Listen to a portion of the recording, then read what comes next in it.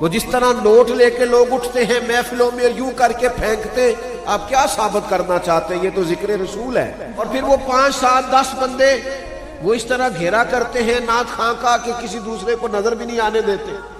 آپ دکھانا کیا چاہتے ہیں؟ مثلا آپ کیا بتانا چاہتے ہیں کہ آپ کے پاس پیسے؟ یہ ذکر رسالت مآب ہے؟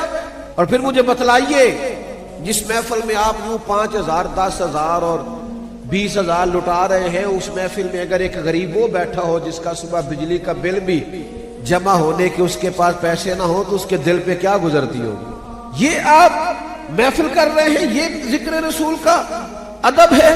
اور ادھر سے آپ جو اسٹیج پہ ذکر کرنے آتے ہیں، اللہ اکبر، وہ نقیب محفل صاحب کے ہاتھ میں مائک ہوتا ہے، وہ دوڑ کے ادھر چلے جاتے ہیں، بھاگ کے ادھر چلے جاتے ہیں، پہلے دونوں ہاتھ کھڑے کر لو، پھر سبحان اللہ اونچا کہہ لو، پھر ذرا مجھے لطف نہیں آیا لطف، بھائی تم یہ کیا کر رہے ہیں؟ صحابہ تو فرماتے ہیں کہ ہمارے سروں پر پرندے بیٹھے ہوتے تھے جب ہم حضور کی بارگاہ میں حاضر ہوتے، ہم تو سر نہیں ہلاتے تھے جیسے پرندہ نہ اڑ جائے۔ تو کس طرف قوم کو لگا دیا ہے؟ کیا معیار آپ نے دیا ہے؟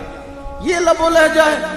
نبی پاک کا ذکر پاک تو بڑا ٹھہراؤ مانگتا ہے، بڑا حسن، کبھی آتی ہے ذوق کی بات، لوگ جذبات میں آتے ہیں، پر کبھی وہ پورا مجمع بنانے کے لیے نہیں، ماحول گرمانے کے لیے نہیں، خطابت اور نقابت کا لوہا منوانے کے لیے نہیں، اپنی ذاتی شہرت کے لیے نہیں۔